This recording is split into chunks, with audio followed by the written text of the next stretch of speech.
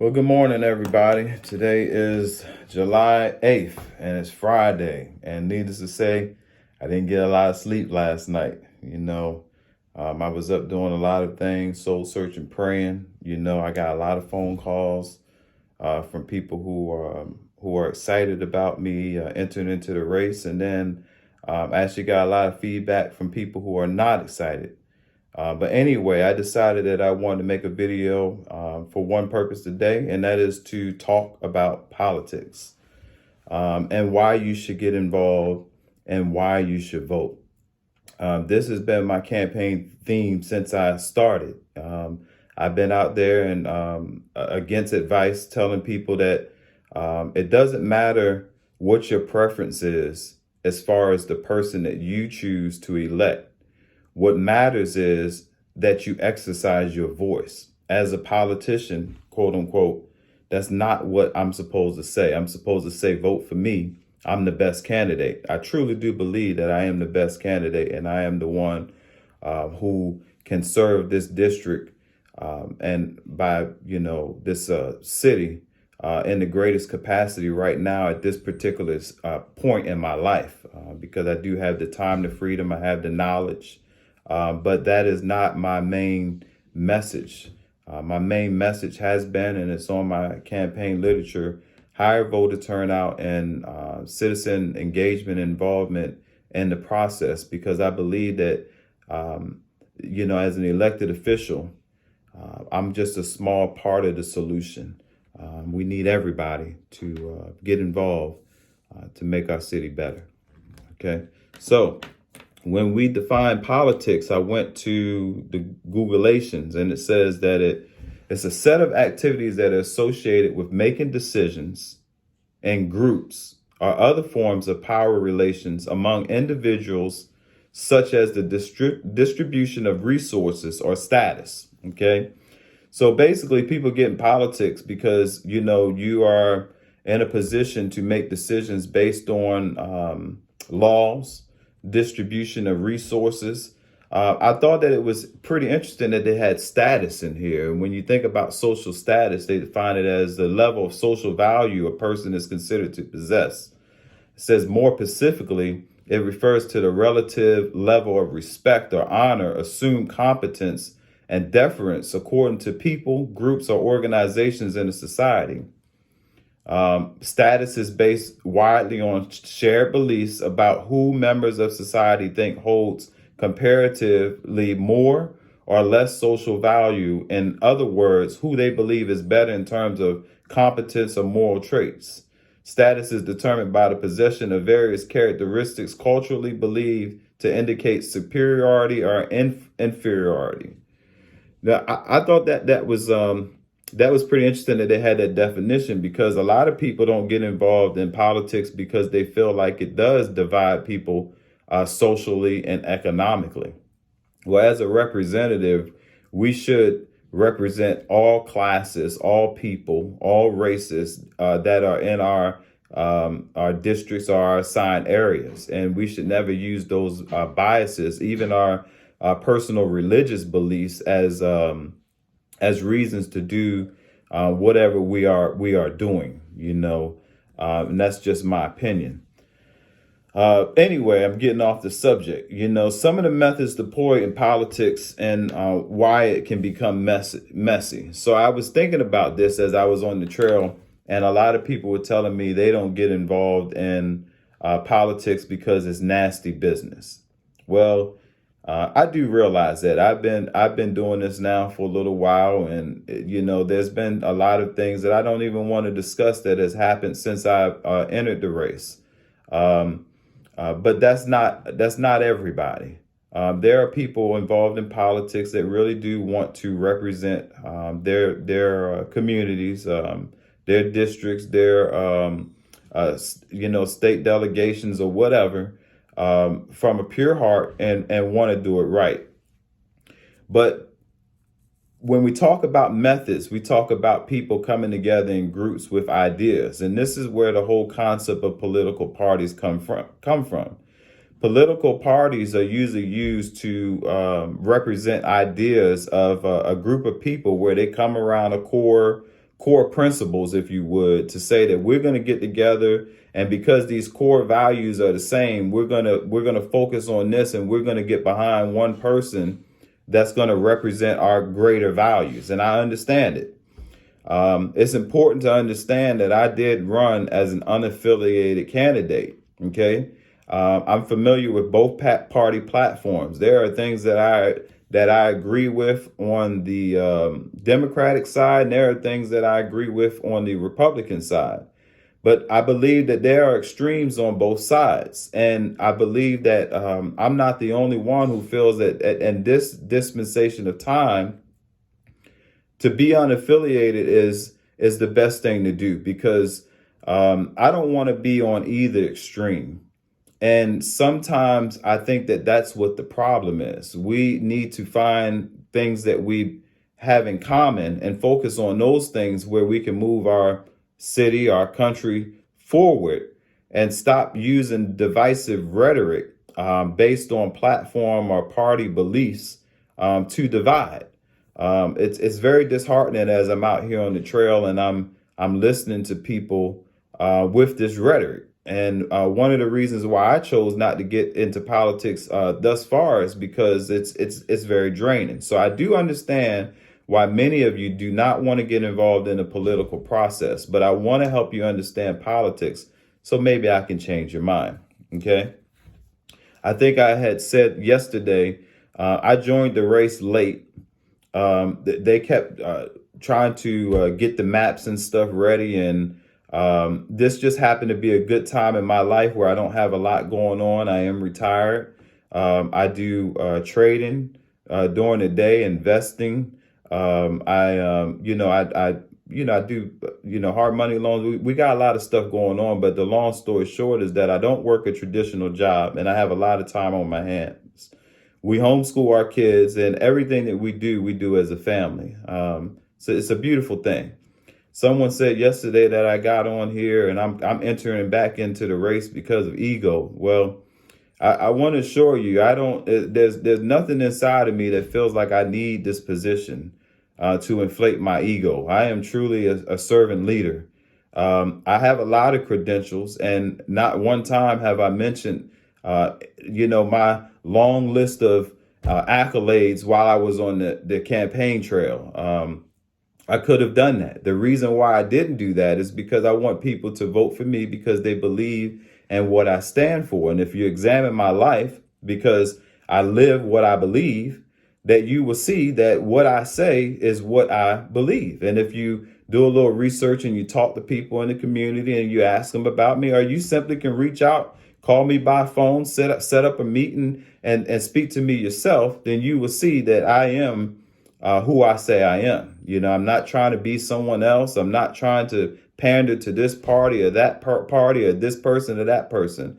I really do try to be open-minded, and I try to be understanding, and I have a listening ear. And that's what's really important in a leader, to where I'm not so narrow-minded that I cannot at least hear people who think differently from me. Okay. But anyway, I joined the race late, and we didn't do too bad. In fact, I had a lot of people after the election results came out and we came in third place. They were actually telling me that, hey, we're really shocked that you did so well in such a short period of time. I am so grateful for the 400 and something people that have voted for me. I was actually very humbled by it. When we joined the race, of course, we were running to win, but we were really running to get a message out and to have some impact. And just the fact that we had them kind of numbers out of, the 1,900 people that voted in such short a time shows that we did have a significant impact. So much so that when I had announced that, hey, the race is over, I will consider doing it next time, which I didn't obligate myself to, because I don't know in the next 2 years if I get involved in something else. People were so upset, and I had people tell me flat out, well, I'm not voting for anybody else. And or who would you have me vote for? And I stuck to my principle. I can't tell you to vote for somebody because it's your decision. what you need to do is you need to research the candidate and you need to find who identifies most with you. And that's what I've said. I mean, after the election results came out, I met with Miss Kathy Jensen. I met with Mr. Alex Rodriguez, and I told them both the same thing. Hey, y'all run a race and you run a great race, and let the people of District 1 decide who they want to represent them. Whoever wins, I'm willing to throw my support behind. And this has been consistent because once you're an elected official, you work for us. You know, I'm a citizen in this district just like everyone else. So what I did from that point on is I said, I want to equip whoever wins with what I have so they can be successful. And I'm sure that both candidates would tell you the same thing. I'm not into trying to tear anybody down. I do believe that I am the best candidate for this. I mean, you know, I haven't said that, but someone told me it's important that I do say that people understand that that I do believe in my abilities by the grace of God to perform in the assignment or the role that people would elect me for. You know, I've been to most of the city meetings for a while now. The council meetings, I'm up on all the issues. I talk to candidates who don't have no clue as to what's going on, but I don't go around and you know, try to persuade people. If you have a conversation with me or if you want to know, all you got to do is come ask. Because when I'm out in the community, I got an open dialogue conversation, you know. But anyway, I'm getting off subject here because what I really want to hit on is why you should get involved in the political system and more importantly, why you should vote. OK. So the point is your voice matters. When we think of election, and I always go for with definition, an election is a formal group decision making process by which a population chooses an individual or multiple individuals to hold a public office. I'm running and I ran for an election and because I'm asking for you to vote for me. During the campaign trail, I have not asked for financial support. I have gotten people who wanted to support me financially. I have actually had people who have donated and I've sent the money back. My reason for that is that I don't feel I need to take what I don't need. The best support that I can have is you telling your friends, liking, sharing my page on Facebook, supporting the candidate that you think everybody wants you to support in your network publicly, but going into that voting booth, which is your prerogative, and writing William Milborn on the ballot privately. OK, I love our system and I believe in our system. That's the reason why when I was out there campaigning, I offered up not just my literature, but the literature of Mr. Alex Rodriguez and the literature of Miss Kathy Jensen. I don't want you going down there blind. When I come knock on your door thinking I'm the only candidate, I really do try to be an honorable man. OK, but with that being said, I know that people don't believe in the election system, and there's good reason. You know, we have seen incidents of voter fraud. We've seen things like voter suppression. I know people because of the rules of political parties and, you know, there's all kinds of maneuvering that makes people feel like their voice is being suppressed or they're being oppressed in the voting process. This is not just as average citizens. I talk to political candidates who have joined parties who feel the same way. You know how candidates are financed. I mean, there's a lot of things that go on with this. But as I said, again, one of the reasons why I ran unaffiliated and why I have used up to this point my own resources is because I have skin in the game. I believe, and it's not just with this, it's with anything that we do, that the best thing that people can do for me to support me is their prayer, right? Their voice, right? I mean, you know, be vocal about it. But if you're scared to be vocal about your support for me because you're a Democrat or you're a Republican, or, you know, you feel, hey, the bottom line is show it in the ballot box. Show it when you go to vote. And one of the reasons, again, these are some of the reasons why we have low voter turnout, which is a big issue for me. If you live in America, you have to participate and let your voice be heard. We cannot continue to complain about the problems and what is being legislated around us, right? And not get involved in the process. Ignorance is not good. And I'm going to spend a good part of my campaign, the days that's left, now that it's back open, right? No, but really just trying to educate people. But even beyond that, after election, whatever happens, I'm going to spend a large part of time trying to develop some kind of media company to get people informed and to get them engaged and involved, not with just politics, but just in their communities. Folks, we cannot do it without you. You know, Fayetteville is a beautiful place, and we have to prophetically declare that it is. We can't continue to harp on the negativity. We can definitely talk about it and be constructive in our criticism and find solutions to solve the problems. But we cannot no longer gripe and complain about what's going on in our community and not be part of that solution. Part of that solution is dispelling the negativity that is going on in your immediate environment. What I call it is checking people. Don't allow people to bring that negativity around you and to speak bad about your leaders, to speak bad about people in your community that don't have solutions or that are not trying to get engaged and involved to help them, you know.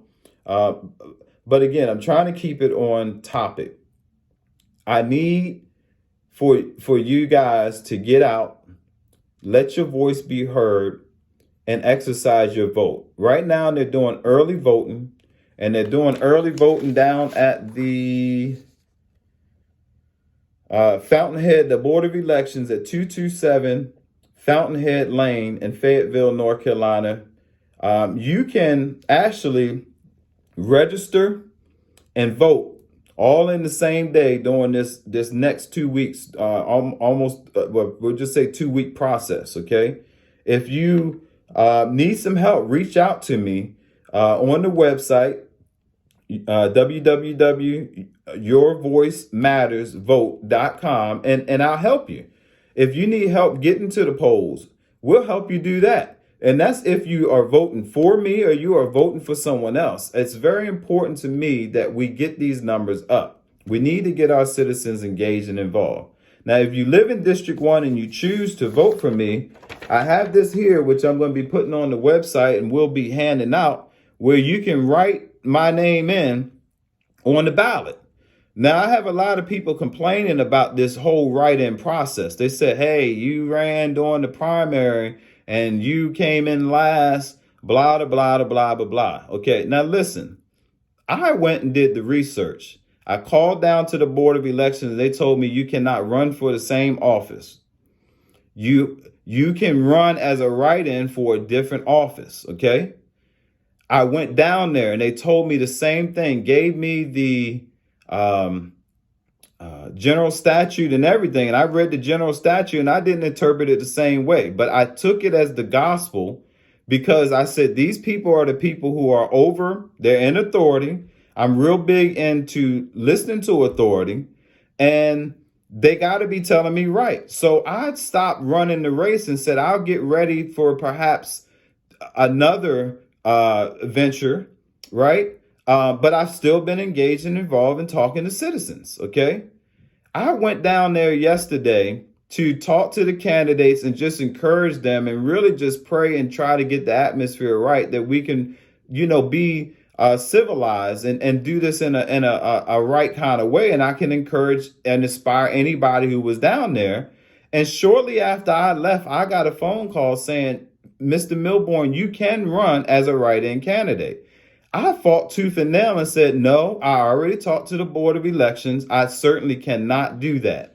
They told me that I can run for another office, which could be mayor, which is why I had thrown that out, because it was going to be just so I can continue to have a reason to knock on people's doors and tell them to come out and vote, right? I even considered just throwing my hat in for mayor, knowing that I didn't have a shot because I really don't have the notoriety, or I don't know people on a citywide level like that to do. Doing a write-in is hard already. But I declined to do it because I didn't want to have any confusion. But my motivation in even trying to do that was just so that I can get out there and have a reason to engage people during this process. So when I learned about this, I shot it down. I was like, oh, no, no, no, no. I went on. I checked that out already. And I was told no, it's just absolutely not. So in calling the state board, they told me that, yes, that is true. You can run as a write-in. Now, what y'all have to understand is I'm an unaffiliated candidate, okay? Miss Kathy Jensen is a Democrat, and Mr. Alex Rodriguez is a Republican. I'm unaffiliated, okay? Now, if I had a party, let's say it's the unaffiliated party, which there is no party, right? I should have a voice and be represented by my community too. But it's not about me being represented by the unaffiliated. It's that, hey, according to the rules, I'm still able to do what, and that's the reason why they have the right in here. I understand people saying, you're going to throw the election, you're going to sway the election, you're going to do this. Well, how about maybe I could sway the election my way? Maybe there are Democrats who really liked me before and they came out of the voting booth. And after they met me, when they came out, they was like, oh, my goodness, I wish I had known about you. And that's what I was hearing when I was at the polls. I wish I had known about you before I cast my ballot. What if those same people would be willing to put me back in office because they really do believe that I am the best candidate? And they would go so far, as someone told me, there's no way nobody's going to write your name in, to write my name in, right? What if I was the best candidate right now for those who say they want change, who may not want to vote for Mr. Alex Rodriguez? And that's what I've heard. That's their prerogative. What if I stayed in and I gave them another option to say, well, hey, maybe you can give me a try. If you feel like I'm more level-headed, if you feel like I'm more open-minded, that I could actually see things from a perspective to represent all people, then maybe you can have another choice or a viable option to vote for me. Now, who am I? And I understand that perspective. Who am I when I have people telling me, hey, you need to get back in the race? And this is before I learned that I could, to deny them now that I know that I can, of at least throwing it out there that, hey, it's an uphill battle, because a lot of people who voted for me may not even know or recognize that I have an opportunity to still be in there. So I may lose them 400 people because they don't even know.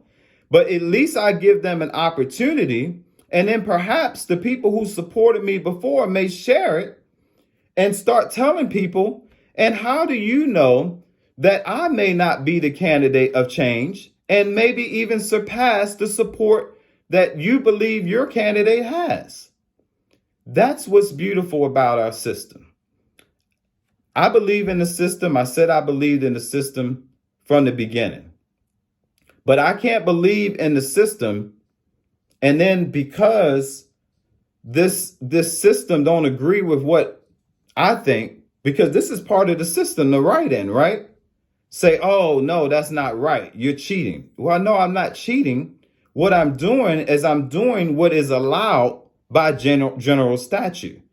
So if you really truly believe in democracy, it shouldn't be about I should get in the race and only give people two choices. It should be about, well, I'm going to embrace the idea that, hey, this guy had a significant amount of votes just like the last guy.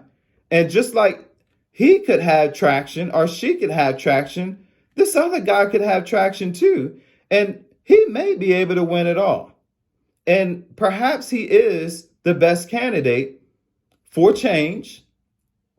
And as far as being qualified and having a heart to understand all the people, you see, who are in his district and in his city. So that's what I would say to people is before you tear me down, understand that I was willing to wait because I thought that's what I had to do. I didn't give no gripes about it. I came out and I still supported. I still didn't talk any bad about anyone, but because this opportunity, and yes, it was just yesterday, presented itself, how can you blame me for saying, well, maybe somebody else seen something that I didn't see a long time ago. Maybe there's a team that's forming behind me that I didn't even ask for that's saying, hey, look, dude, we only got a few days. We want to get you in the office. Let's get going. And I didn't have that before. So I'm just saying, let's at least consider that. So if you believe in our process, or if you want to try to become a believer, at least get yourself out there and vote. Get yourself engaged and get involved. I don't particularly like doing these videos. I guess I have this thing about me where I like to be person to person, face to face. I like for people to feel energy. Even when I have my businesses and stuff, I had a hard time marketing myself because it's something inside of me that says that I shouldn't have to market myself, but I do understand that this is a part of the process and I'm growing towards that. So when someone says that it's about my ego, you truly don't know me. And if you really reached out and got to know me, or you asked people about me, I am 100% positive that they would tell you that this man is not about having some kind of notoriety or some kind of vainglory or any of them things. I am about service. Okay. If I get elected into office, I'm getting elected into office full time to serve. That means just like I did when I was in military, I set aside my life for the benefit of others, right? Right now, as a civilian, I don't have to do that. That's why I go to Florida. I go up to, I travel a lot with my family and enjoy life because I can do whatever I want to do. And our family is willing to make that huge sacrifice and cut some of that stuff out in order to serve this city in a capacity that we feel it deserves. And not only for us to serve, for us to motivate and inspire other people to want to get involved and maybe join and serve too. Because again, it's not going to happen with one man, one person, one council. It's going to happen with a joint effort. If you listen to these radio broadcasts that I've been on, WIDU, check them out with Tyrone Williams. I had no skin in the game, no dog in this fight. I've been talking about voting, right? And I've been talking about being a change agent. That is what's important to me, is that you take collective responsibility for yourself and you take the reins of your life and you start making decisions that's going to help not just you, but help your family, right? And help our community, our city, and ultimately state and nation as a whole. We can't do that on the sidelines. I need your support. If you don't want to support me, that's fine. At least get involved in the process. Thank you very much. I'm going to try to release a couple more videos talking about a couple other things. If there are things or issues that you feel like you want to hear about from me and where I stand or what my thoughts are or what I've learned from the people that I've talked to, because some of my thoughts are important, just like yours are important. But what's important is that I'm hearing what everyone's saying, right? And that I'm making decisions that represent the people and doing things that is best for the city. Okay. But if you want to hear about those kinds of things, simply reach out to me. It could be in the comments. You can try to get me on Messenger. You can reach out to me on the website. or any way that you see fit. I want you to not run through the line down there and have your ears closed like this and blocking your eyes, because a lot of you done that and you missed out on an opportunity to hear another perspective, to hear someone tell you something that may have resonated with you because you were narrow-minded. Don't be narrow-minded, be open-minded, and at least try to have the dialogue, because you may learn something. And then more importantly, you may give me an opportunity to learn from you. So if you see me out in the community, please stop. Tell me what's on your mind. Talk to me, ask me the questions, and get a feeling for who I am. And then if you like me, it's still time to support me. Simply write my name, and you got to spell it right. Oh, they make this hard. WILLIAMMILBOURNE. And you got to put the third in there. Otherwise, it don't count. So this is a tall task. But let's make history. Let me be the first candidate to run and win as a write-in in Fayetteville. And not only run and win, but perhaps even run and win with new voters. Higher voter turnout. We got 1,900 people who came out and voted for the primaries. How about we raise that 1,900 in District 1 to 4,000? You can be a part of that change. Go down there, get yourself registered to vote today. Get involved in politics, and let this be the first election cycle on a citywide level that you begin to allow your voice to be heard. Thank you very much. My name is William Milbourne. I'm running for City Council, District 1, for the city of Fayetteville. God bless you.